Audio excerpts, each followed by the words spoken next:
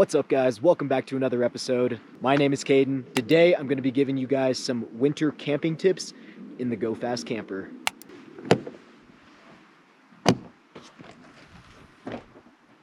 So we are currently out in Lee Canyon, Mount Charleston area over at a campground called McWilliams Campground. Probably the only campground that is open in winter. Spots 1 through 14 are the only ones that are open out here. The reason why I'm camping out here versus, our normal dispersed camping is I'm actually going snowboarding tomorrow, and this campground is literally, right next door. So I figured, why not? There is a fee to camp out here, so I'm actually going to go pay because it's about $30 a night. So it is kind of steep.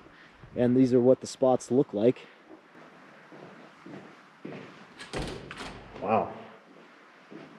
Yeah, like none of these are open. That's pretty lame. So I ended up paying to camp here, even though the bathrooms are not open, which is very unfortunate, and paying $30 for a camp spot slightly hurt my heart just a little bit. It's already kind of late, so I didn't want to have to drive down the mountain and look for a camp spot in the dark. So whatever, it is what it is.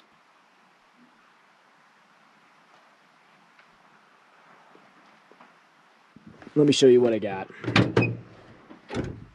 The camp kitchen, truck tote, got my sleeping bag. I do have the buddy heater with me tonight, and I do have a bundle of wood, but honestly, I don't know.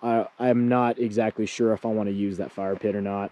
I think I might just, call it an early night and just kind of hang out in here. My snowboarding stuff in here, snow pants, snowboard, boots, all that stuff. And then I have my food, and that is pretty much it. Super simple. I do have the Dometic with me as well. Speaking of which, it's time for an adult beverage.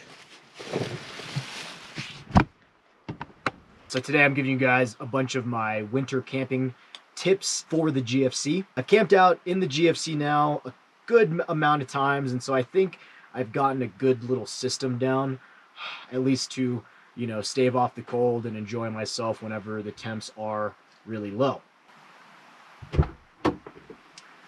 The first tip for you guys, a beanie. Definitely keep a beanie on you, as well as a good pair of gloves. You want to try and what I like to call stave off the cold. Essentially, you want to layer up and start bundling prior to you getting or feeling cold, like where you start getting the shivers, because the sooner you can get warm or layer up prior to you getting to the point of, shivering, it's a lot harder to make it back from that.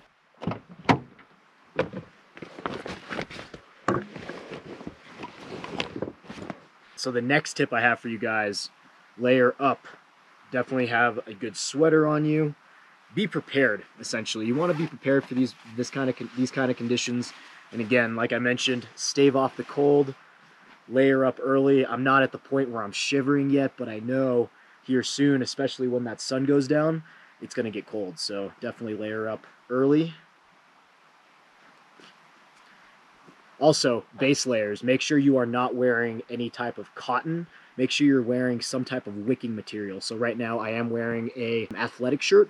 Stick to wool if you can, or any type of other material like that. Also, have a good jacket. Make sure you guys have a good pair of socks. Wool socks is what I highly recommend. And speaking of wool socks, definitely get you some long johns.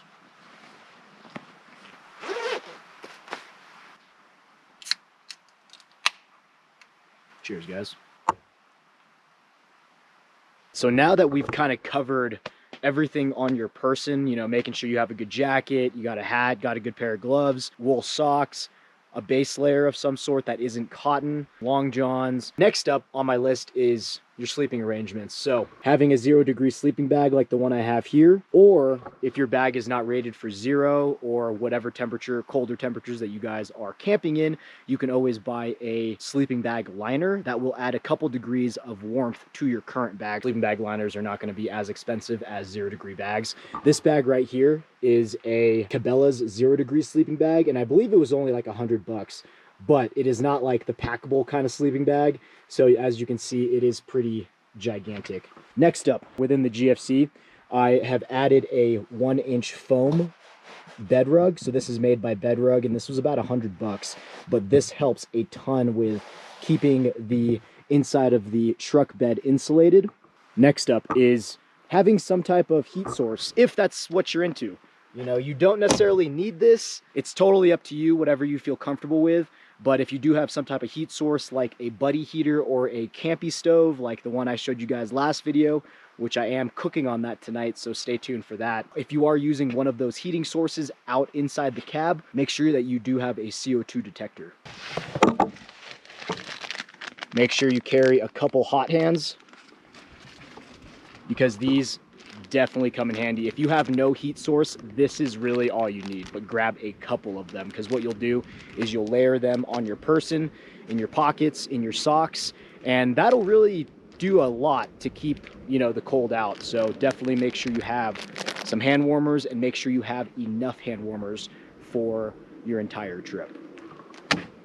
Next up on the list, like I just mentioned, I have the bed rug mat inside of the GFC. Another thing that I have utilized are these guys right here, Reflectix, inside of the cab. And what I noticed was when I was using these inside of here last time, even if I wasn't running a heater, it just kind of helped keep some of that warm air inside of the truck bed. And what I'm going to do is I'm actually going to close all this stuff right now, start closing up all of my windows as well, so that it doesn't continue to lose heat, especially as the temperatures are dropping. Lining up the Reflectix, especially like around the heater area, so that the heat will reflect towards you, it's going to help as well. So, you know, whatever you can do to insulate the inside of the truck bed.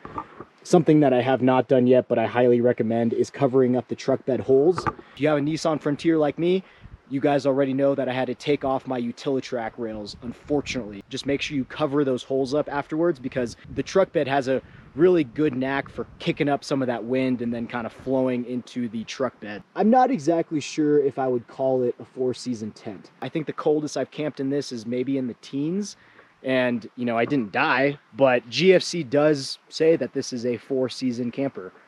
But you know, take that with a grain of salt, and take that with whatever you feel most comfortable with.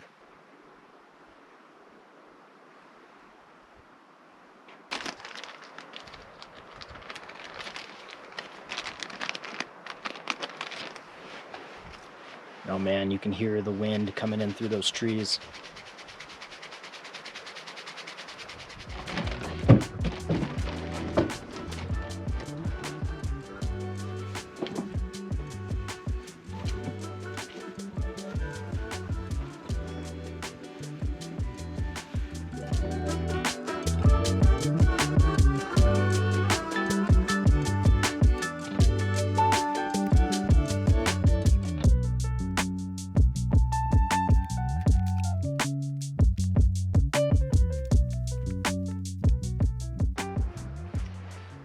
Alright guys, well, I'm trying out a new configuration. Hopefully you guys can see me okay. Keeping the camping tote inside of here so I can cook.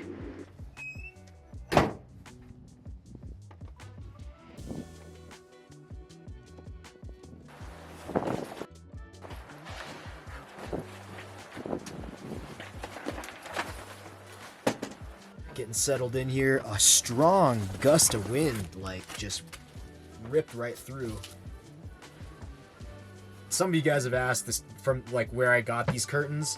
I made these myself, and Carly helped me stitch these on. So there are some magnets on the corners here, and I got the fabric from Hobby Lobby. So let's just hang those here.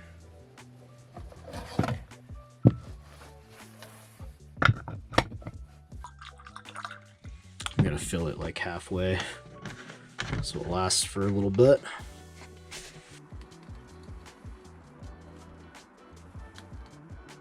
So I had to cheat a little bit, threw a napkin in there. Since I have zero signal out here, I'm gonna actually send Carly a text on the Garmin. This kind of gives me peace of mind, you know, whenever you're in the middle of nowhere and have no signal. I pay about $11 a month for this, but the peace of mind is well worth it. The device itself is about $450 though, so it is expensive. There is a smaller version of this though that's about $350, but sometimes they do go on sale, and whenever I do send her the text message, it will give her exactly where I'm at. Let me see if I can do it in here, because this needs a clear line to the sky.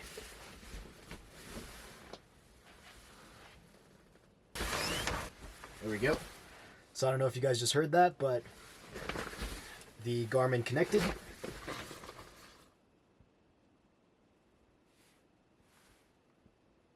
I cannot believe how much the channel has grown. I can't thank you guys enough for joining me on this journey out here and, you know, watching my videos, subscribing, just interacting, creating community. Like, all of you guys have been so cool, and I really appreciate it. I never realized 2 years ago, you know, when I started this YouTube channel, what it would become, but I'm really glad you guys are here for the journey, so cheers to you guys. I appreciate it.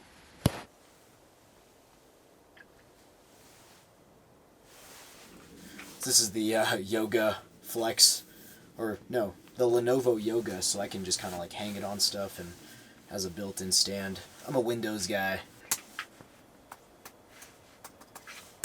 Watching an older movie tonight. Have you guys ever heard of Wild Wild West? I remember seeing it as a kid, but it's been forever. I guess it's about like the West and some technological advances for that day. Scientists are supposed to be smart.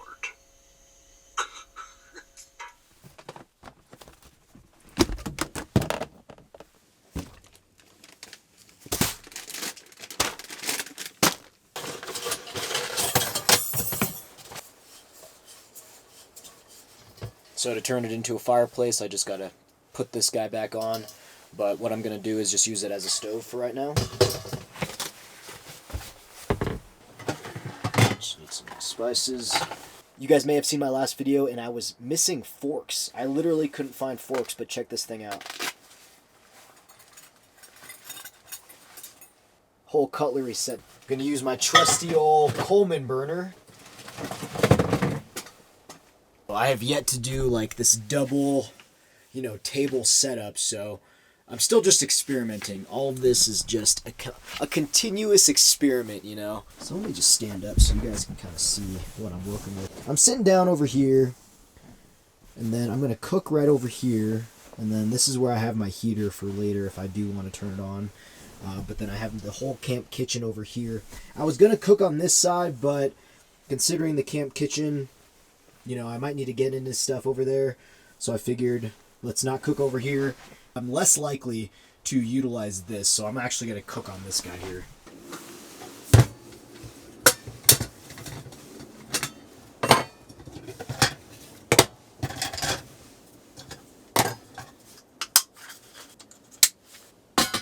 Man, this smells so good. Some sauteed chicken, turmeric, carrots, onions, chicken. There's a ton of spices in this, so I'm gonna warm this up, put the broth in, bring it to a boil, and then throw the couscous in there.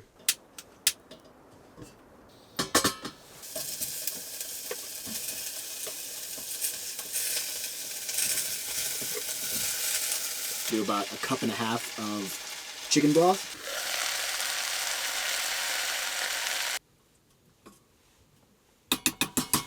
We're just going to get this boiling, and then we're going to put the couscous in there. And the couscous I got is the garlic and olive oil.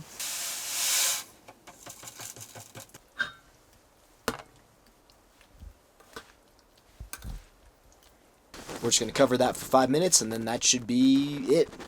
So, super easy. Food is ready. I am ready. I am so freaking hungry right now.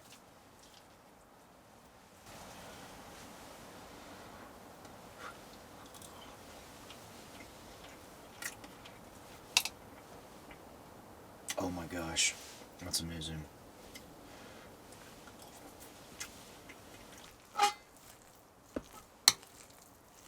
To garnish it, you gotta grab some sliced almonds and then some cilantro and then pour that on top.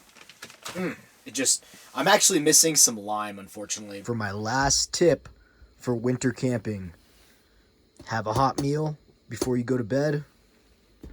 have a nice little shot, do some calisthenics, and then sleep soundly. Did she aim at my heart which has loved this country so much?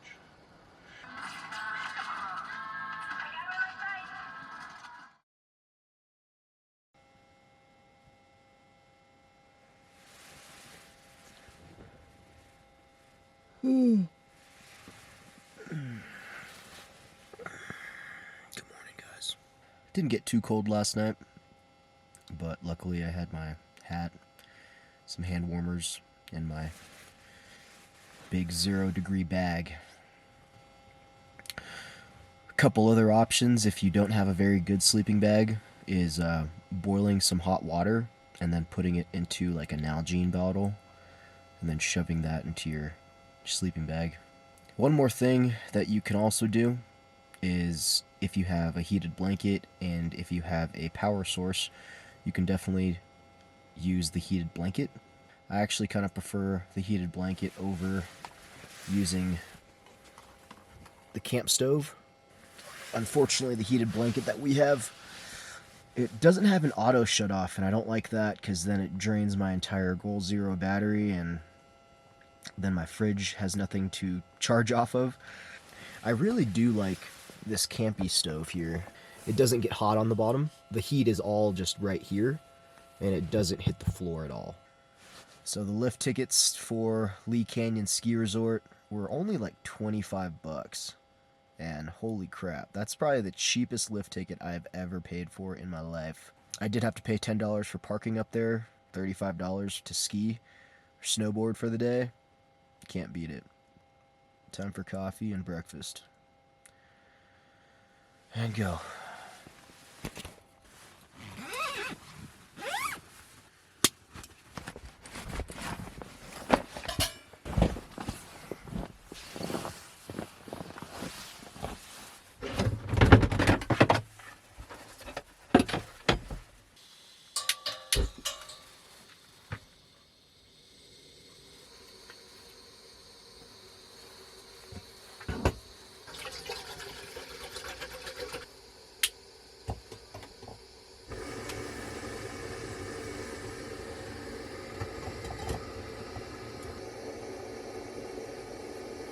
So this blue camp stove,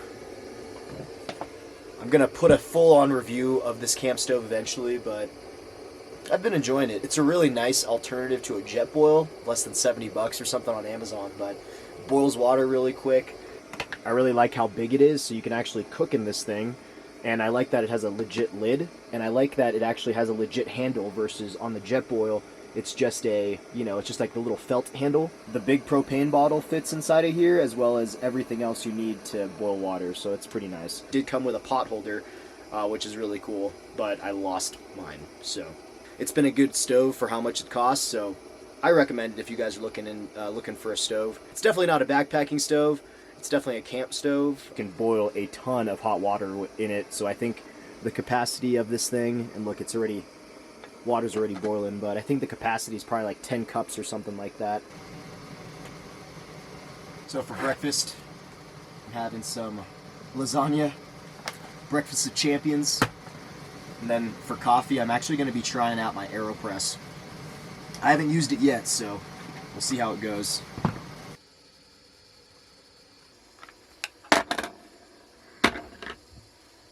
I got some Bustelo coffee for it though, so I need some proper espresso. Put the little filter piece inside of here, and then you lock it into place with the plunger.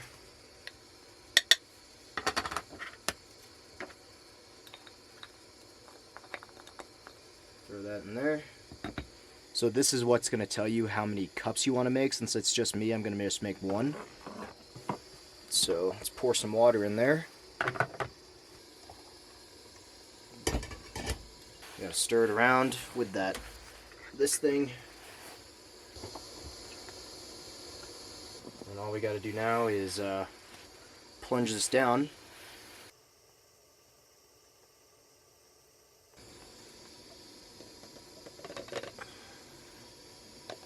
Oh yeah, it smells delicious. So we now have espresso but it says we just need to add about 8 ounces of coffee, or 8 ounces of water or milk. But I have the rest of the water, so just pour this in there. That is it. Oh, this coffee smells so good. That Bustelo coffee is where it's at. Oh, that's good.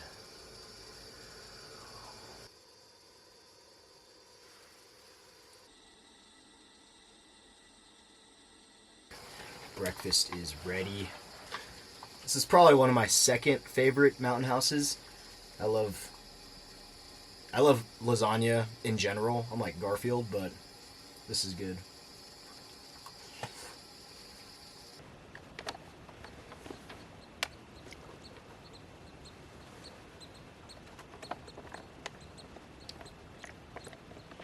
So you know how I was just talking to you guys about how there was no bathroom, or the bathrooms were locked even though, you know, the campground is open and they're charging people to stay. So the campground host actually just came by and was like, oh crap, they didn't realize that the bathrooms were locked. And so he came by and apologized. So I guess normally the bathrooms are open. It's just for whatever reason yesterday they ended up like locking them.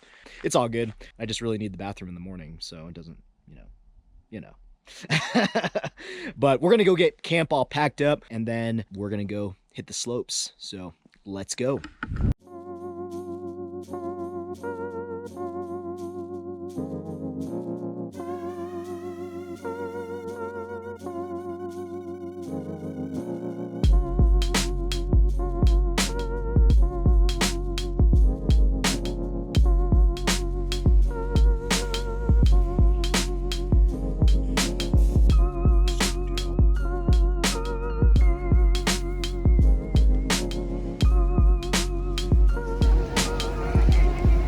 It's snowing out here. Crazy. Yeah, look at this snow.